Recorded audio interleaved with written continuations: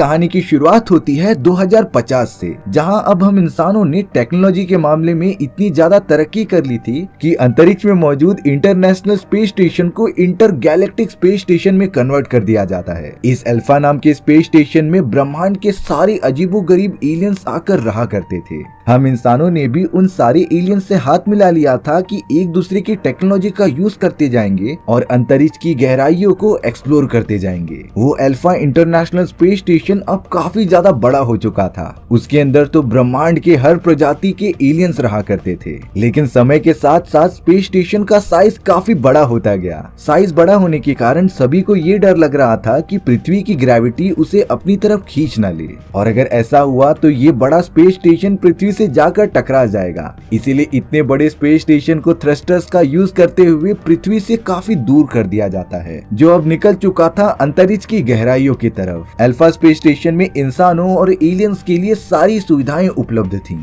अब हमें 300 साल पहले का एक प्लेनेट दिखाया जा रहा था, जहां पर हम इंसानों की तरह ही कुछ अजीब टाइप के एलियंस रहा करते थे। उन एलियंस को पर्ल्स कहा जाता था। उन एलियंस का प्लेनेट बहुत ही ज्यादा खूबसूरत होता है। प्रकृति ने मानो उस प्लेनेट पर अपना घर बसा लिया हो। उस प्लेनेट पर रहने वाले सारे एलियंस मोतियों की खेती करते थे। उन एक एक मोतियों के अंदर एलियंस को काफी ज्यादा ऊर्जा और पावर्स मिलती थी। उन एलियंस के पास तो रेप्लिकेटर नाम का एक छोटा सा जीव था, जिसे कुछ भी खिलाने पर ही वो उसके बहुत सारे कॉपीज बना कर देता था। वो सारे एलियंस रेप्लिकेटर को मोती खिलाते थे, जिसके बदले उन्हें बहुत सारे मोती मिलते थे। वो सारे एलियंस इतनी कीमती और ऊर्जा से भरे हुए मोतियों को अपने प्लेनेट पर ही निछावर कर देते थे। एक तरह से वो प्रकृति को थैंक यू कहते हैं इतना अच्छा प्लेनेट देने के लिए। सारी चीजें काफी अच्छे से चल रही होती हैं, लेकिन एक दिन आसमान में से बहुत ही बड़े बड़े प्लेन्स उनके प्लेनेट पर आकर क्रैश होने लगे थे। एलियंस का वो प्लेनेट जो बहुत ही ज्यादा खुशहाल और खूबसूरत था, वो कुछ ही देर में शमशान घाट बन जाता है। चारों तरफ इतनी बड़ी बड़ी स्पेसशिप और बॉम्ब्स गिरने की वजह से तबाही होने लगी थी। भारी मात्रा में एलियंस को अपनी जान भी गंवानी पड़ी।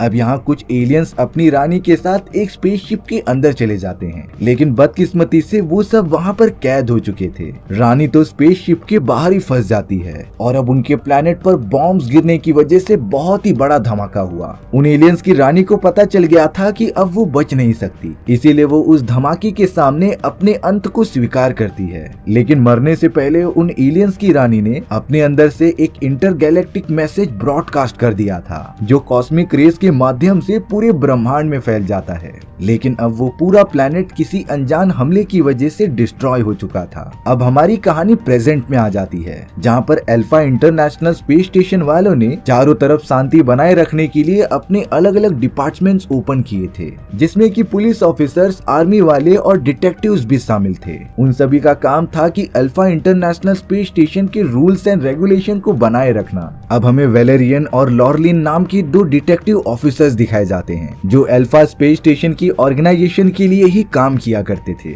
वो दोनों अपने नए मिशन असाइन होने का वेट कर रहे थे। अब एक दिन अचानक वलेरियन को अपने सपने के अंदर उसे एलियंस की रानी का मैसेज मिलता है, जो कई सालों पहले मारी जा चुकी थी। ये मैसेज इतने सालों तक ट्रैवल करते हुए सिर्फ वलेरियन को ही आकर मिला था, पर वलेरियन कुछ समझ नहीं पाता कि आखिर ये सारी चीजें क्या हैं। वलेरियन जब अपने सिम्युलेटर से बाहर निकलता है, तब लॉरलिन उसे कहने लगी थी कि तुम क्या कर रहे हो, लेकिन वलेरियन ने उसे ज्यादा कुछ बताया नहीं। लॉरलिन और वलेरियन एक दूसरे को पसंद भी किया करते थे। लॉरलिन ने वलेरियन को बताया कि हमें एक दूसरा मिशन असाइन हो चुका है। रास्ते में अपने स्पेसक्राफ्ट में बैठकर जाते समय वलेरियन उसी मैसेज को बार बार देख रहा था। उसे इतना तो पता चल जाता है कि ये मैसेज कई सालों पुराना है और अंतरिक्ष में कॉस्मिक वेव्स के रूप में यहाँ पर पहुंचा है। इसके आगे वलेरियन को ज्यादा कुछ इन्फॉर्मेशन नहीं मिलती। अपने इस नए मिशन के अंदर लॉरलिन और वलेरियन को कायरिन नाम के एक प्लेनेट पर जाना होगा, जहाँ उन्हें वहाँ के ब्लैक मार्केट में घुसकर एक कन्वर्टर नाम के क्रिएचर को लेकर आना है। लेकिन ये सारी चीजें इतनी भी ज्यादा आसान नहीं होने वाली थी। उस कायरिन प्लेनेट पर पहुंचने के बाद वो दोनों देखते हैं कि चारों तरफ बंजर जमीन है और वहाँ के सारे लोग तो सिर्फ यहाँ से वहाँ घूम रहे हैं। पर वहाँ सार्जेंट कूपर आ जाते हैं, जो वलेरियन को बता रहे थे कि यहाँ का बहुत ही बड़ा मार्केट एक अलग ही डायमेंशन में है। इंसानों को ये डायमेंशन देखने के लिए बहुत ही एडवांस चश्मे की जरूरत पड़ती थी। वलेरियन ने जैसे ही चश्मा लगाया, उसे वो बहुत ही बड़ी मार्केट दिख जाती है, जो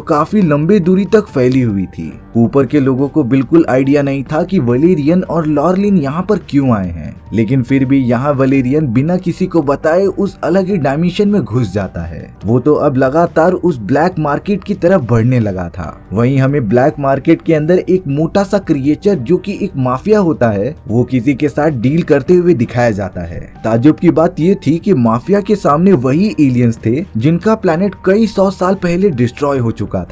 वो एलियंस तो माफिया से कुछ सौदा करने आए थे, जिसके बदले वो अपने प्लेनेट की बची हुई एक आखिरी मोती देते हैं जो बहुत ही ज्यादा कीमती थी। पर तभी अचानक उस जगह पे वलेरियन आकर कन्वर्टिंग क्रिएचर को अपने साथ पकड़ लेता है। साथ ही साथ वलेरियन ने मोती के छोटे गोले को भी ले लिया था। पर अब तो माफिया और उसके सारे लोग वलेरियन के पीछे भागने लगे थे। वलेरियन इतने बड़े मार्केट का रास्ता जानता नहीं था, इसीलिए थोड़ी दूर जाने के बाद वो गुम हो जाता है। पर अभी भी माफिया के लोग उसका पीछा करते ही जा रहे थे। पर तभी लॉरलिन और सार्जेंट कूपर एक स्पेसशिप लेके वलेरियन को उसके अंदर खींच लेते हैं। लेकिन यहाँ वलेरियन के पीछे भागते हुए माफिया का एक बहुत ही खतरनाक क्रिएचर आ चुका था। वो भी स्पेसशिप के अंदर घुसने की बड़ी कोशिश कर रहा होता है, लेकिन उन लोगों ने स्पेसशिप को इतनी तेजी से भगाया कि वो क्रिएचर वापस जमीन पर गिर जाता है। वलेरियन और लॉरलिन ने तो मिलकर ये मिशन भी सक्सेसफुली कंप्लीट कर लिया होता है। वलेरियन तो अपने साथ में लाए गए उस छोटे से मोती पर रिसर्च कर रहा था, जिसमें पता चलता है कि उस मोती के अंदर इतनी ज्यादा ऊर्जा है कि वो इसके जैसे 10 स्पेसशिप जैसी एनर्जी जनरेट कर सकती है। सुपर कंप्यूटर से पूछने पर कि ये मोती किस प्लेनेट से बिलोंग करती है, तब मशीन की तरफ से जवाब आया कि उस प्लेनेट का नाम सैम्यूल था। लेकिन इस ब्रह्मांड में तो अब सैम्यूल नाम का कोई भी प्लेनेट एग्जिस्ट ही नहीं करता।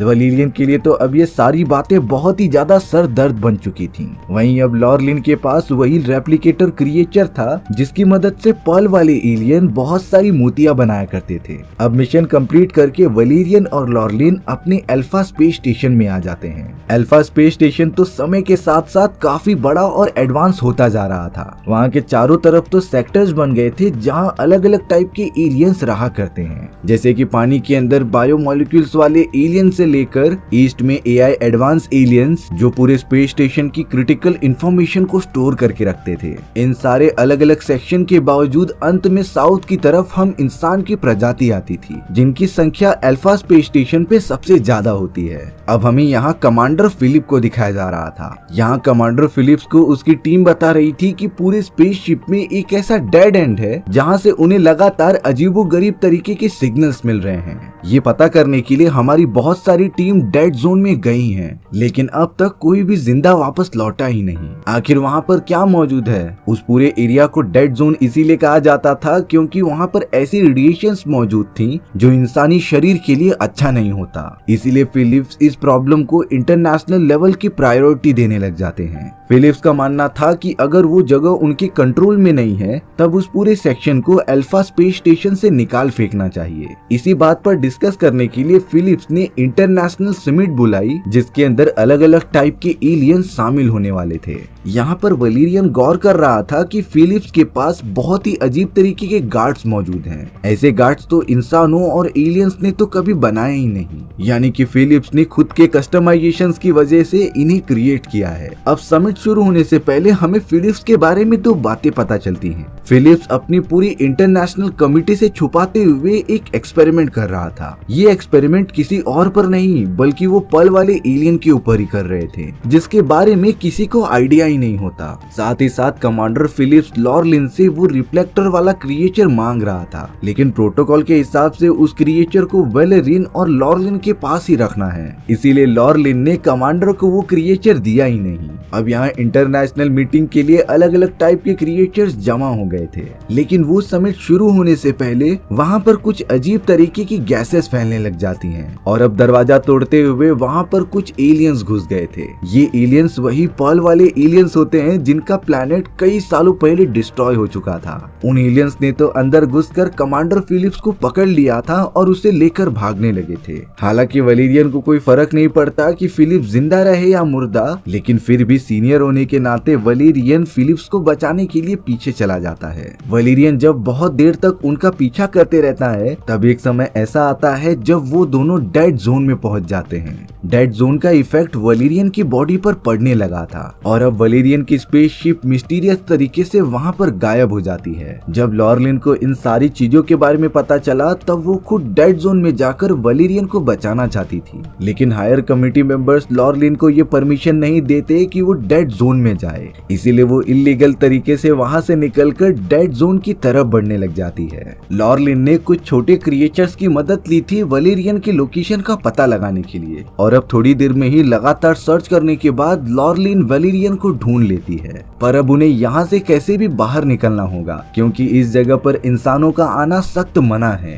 पर उनकी लाइफ से तो एक प्रॉब्लम खत्म होती तो दूसरी प्रॉब्लम आ जाती। अब यहाँ हेड्रोस नाम के बड़े आंखों वाले एलियंस ने लॉरलिन को किडनैप कर लिया होता है। वो एलियन तो लॉरलिन को पकड़कर अपने साथ लेकर जाने लगा था। इन सारी चीजों में वलेरियन भी मदद करने की कोशिश करना चाहता था, लेकिन अगर वो इस समय जाता तब वो भी उनके जाल में फंस जाता। साथ ही साथ गवर्नमेंट भी उनकी कोई मदद नहीं कर सकती थी क्योंकि उनकी साफ इंस्ट्रक्शंस थे कि डेड जोन में जाना बिल्कुल मना है। हेड्रोस एलियंस तो लॉरलिन को पकड़ के अपने किंगडम में लेकर चले गए थे। वहीं पर वलेरियन रेड एरिया में आ जाता है जहां पर वो एक शेप शिफ्टर एलियन को ढूंढ रहा था। शेप शिफ्टर एलियन के पास एबिलिटी होती है कि वो किसी का भी रूप धारण कर सकती थी। वलेरियन जब उसके पास पहुंचता है तब शेप शिफ्टर एलियन बहुत ही खूबसूरत और फेमस सिंगर का रूप धारण करके सभी का मनोरंजन कर रही थी, लेकिन वलेरियन को अपनी प्रॉब्लम बताने पर वो शेप शिफ्टर मशीन अपने असली रूप में आ जाती है और तुरंत ही वलेरियन की बॉडी में जाकर हेड्रोस के एक एलियंस में कन्वर्ट हो गई थी। अब हमें कुछ ही दूरी पर हेड्रोस एलियंस का एक किंगडम दिखाया जाता है जहाँ पर उनके राजा को काफी सारा खाना सर्व किया जा रहा था। सामने लॉरलिन भी होती है जो धीरे धीरे आगे बढ़ती जा रही थी ताकि राजा उसे खा सके, पर तभी अचानक वहाँ पर वलेरियन हेड्रोस के भेष में आ जाता है जिसने कि सभी का ध्यान अपनी तरफ आकर्षित किया और राजा को ही मार गिराया। जल्द से जल्द वलेरियन शेप शिफ्टर एलियन से अलग हो जाता है और सामने आने वाले सभी एलियन से लड़ाई करते हुए लॉरलिन को लेकर भागने लग जाता है। पर अफसोस की बात ये थी कि वलेरियन की जान बचाने के लिए उस शेप शिफ्टर एलियन ने अपनी जान कुर्बान कर दी थी, इसीलिए वलेरियन लॉरलिन के साथ उस डेड जोन की तरफ निकल पड़ता है जहाँ से वो सारे खतरनाक रेडिएशंस लगातार निकल रहे थे। वलेरियन और लॉरलिन उस अजीब तरीके की लेयर्स के अंदर जाकर देखते हैं। ताज्जुब की बात ये थी कि वो जरा भी पॉइजनस था ही नहीं, वो तो एक बहुत ही बड़ी जगह थी जहाँ पर वही पर्ल वाले एलियन काफी भारी मात्रा में मौजूद होते हैं। उन पर्ल एलियंस ने फिलिप्स को वहीं पर पकड़कर बंदी बनाया था। अब यहाँ उन एलियंस के लीडर ने वलेरियन और लॉरलिन को सारी बातें शुरुआत से बताई थी। जितना कि हमें पता है कि ये सारे एलियंस कई साल पहले अपने प्लेनेट पर आराम से रहा करते थे, लेकिन वो बुरा दिन आया था जब उनके प्लेनेट पर बड़े बड़े ह्यूमन के स्पेसशिप गिरने लगे थे जिससे कि उनका पूरा प्लेनेट डिस्ट्रॉय हो गया। दरअसल वो ह्यूमंस में हो रही एक बहुत ही बड़ी वॉर थी। अगर उनमें से जो भी जीतेगा तब वो अल्फा स्पेस स्टेशन पर अपना कब्जा जमा लेगा। गवर्नमेंट की तरफ से कमांडर फिलिप्स ही लड़ाई कर रहे थे। एक समय ऐसा आया जब फिलिप्स को दूसरे वाली सेना पर फ्यूजन बॉम्ब का यूज करना था, लेकिन उन्हें साफ साफ बताया गया था कि फ्यूजन बॉम्ब का यूज करना बहुत ही ज्यादा खतरनाक हो सकता है उन प्लैनेट्स के लिए जो युद्ध के एरिया के आसपास मौजूद हैं। ये उन्हीं पर्ल के प्लैनेट की ही बात कर रहे थे जहाँ पर पर्ल्स एलियन सालों से रहा करते आए हैं, लेकिन कमांडर फिलिप्स ने इन सारी चीजों को इग्नोर कर दिया। उन्हें तो कैसे भी करके अल्फा स्पेस स्टेशन पर अपनी राजगद्दी चाहिए थी, इसीलिए वो अपनी विरोधियों पर फ्यूजन बॉम्ब के बहुत सारे वार करते हैं। और अब यहाँ फिलिप्स के एक डिसीजन ने देखते ही देखते पूरे पर्ल्स के प्लैनेट को डिस्ट्रॉय ही कर दिया था। उन सभी की रानी ने मरते मरते स्पेस में एक कॉस्मिक मैसेज सेंड किया होता है जो इतने सालों बाद आकर वलेरियन को मिला था, लेकिन उस कॉस्मिक मैसेज के साथ साथ रानी ने अंतरिक्ष में एक छोटा सा पार्ट भी अपना सेंड किया था और वही छोटा सा पार्ट वलेरियन की बॉडी में है क्योंकि उन एलियन का लीडर वलेरियन के अंदर अपने अंश को महसूस कर पा रहा था। इसीलिए अब उन एलियंस ने फिलिप्स को किडनैप कर लिया था अपना बदला लेने के लिए। हालांकि प्लेनेट पर से आधे पर्ल्स की प्रजाति खत्म होने के बाद हम बचे हुए एलियंस ने वहां पर डिस्ट्रॉय हुए कुछ स्पेसशिप को रिपेयर किया और डायरेक्टली इंसानों द्वारा बनाए गए इस बड़े से अल्फा स्पेस स्टेशन में आ गए। हम सभी ने धीरे धीरे बहुत सारी टेक्नोलॉजीज को सीखा और बड़े बड़े स्पेसशिप बना लिए। साथ ही साथ हमने सीखा कि एक आर्टिफिशियल प्लेनेट कैसे बनाया जाए जहाँ पर वो सारे लोग अपनी जिंदगी फिर से शुरू कर सकें। लेकिन इसके लिए उन एलियंस को मोतियों की जरूरत पड़ेगी, क्योंकि मोतियों से ही उन एलियंस को ऊर्जा मिलती थी। अफसोस की बात ये होती है कि उनके पास सिर्फ एक ही मोती मौजूद थी, जिसे कि वो रेप्लिकेटर नाम के उस छोटे क्रिएचर को खिलाकर मल्टीप्लाई करना चाहते थे। एक समय के बाद कमांडर फिलिप्स को पता चल चुका था कि हम सब प्रजाति इसी जगह पर आकर रह रहे हैं, इसीलिए फिलिप्स ने हम बचे हुए प्रजाति को भी खत्म करने के लिए इस जगह को डेड जोन घोषित कर दिया। कमांडर फिलिप्स जब होश में आता है तभी भी वो अपनी गलती मान नहीं रहा था, बल्कि वो तो वलेरियन और लॉरलिन से कहता है कि तुम उन एलियंस को गिरफ्तार कर लो। पर उन दोनों को अब कमांडर फिलिप्स की सारी सच्चाई पता चल चुकी थी। देखने से लग रहा था कि वलेरियन और लॉरलिन उन एलियंस के साथ हैं, लेकिन यहाँ गवर्नमेंट को फिलिप्स की इन सारी बातों के बारे में कुछ भी नहीं पता था।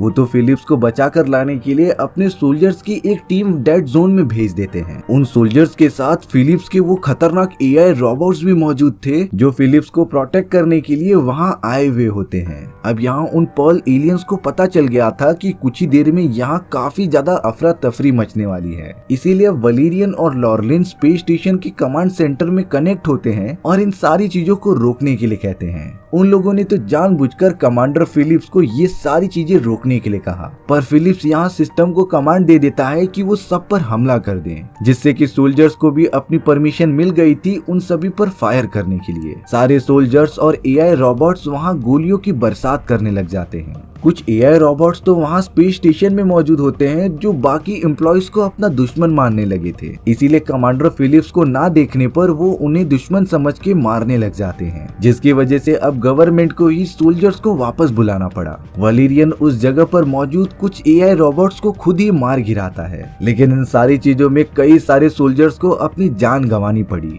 पर अब कुछ ही देर में सारी चीजें नॉर्मल हो जाती हैं। वहाँ से सारे सोल्जर्स और एआई रोबोट्स चले गए थे। अब लॉरलिन ने उन एलियंस के लीडर को वो रेप्लिकेटर वाला क्रिएचर दे दिया होता है, जिसकी मदद से वो अपने बचे हुए एक मोती की क्वांटिटी काफी ज्यादा बढ़ा सके और इन्हीं मोतियों की वजह से वो एलियंस ब्रह्मांड में अपना एक दूसरा प्लेनेट ढूंढ सके। उस रेप्लिकेटर क्रिएचर की मदद से वो लोग काफी सारे मोती जनरेट कर लेते हैं, जिससे कि एक मशीन के अंदर तुरंत ही डालने के बाद वो काफी सारी पावर्स जनरेट करने लग गया था। और अब जिस बड़ी सी स्पेसशिप के अंदर वो सब मौजूद थे, उसका एनवायरनमेंट सेम टू सेम उन्हीं के प्लेनेट जैसा बनने लग जाता है जैसा कि पहले था। वलेरियन और लॉरलिन इस नजारे को देखकर बहुत ही ज्यादा इम्प्रेस हो जाते हैं, यानी कि उन एलियंस को कुछ समय तक रहने के लिए अपना एक घर मिल गया था। और अब अपना मिशन कंप्लीट करके वलेरियन और लॉरलिन निकल पड़ते हैं अपने नए सफर के लिए। इसी तरीके से हमारी ये एडवेंचरस भरी कहानी यहीं पर खत्म हो चुकी थी। सो व्यूअर्स, आपको ये स्टोरी कैसी लगी कमेंट सेक्शन में बताना भूलना मत। और अगर आपको मेरा एक्सप्लेनेशन 1% भी अच्छा लगा होगा ना, तो वीडियो को लाइक एंड चैनल को सब्सक्राइब जरूर कर देना। मिलते हैं इसी तरीके की मजेदार कहानियों में,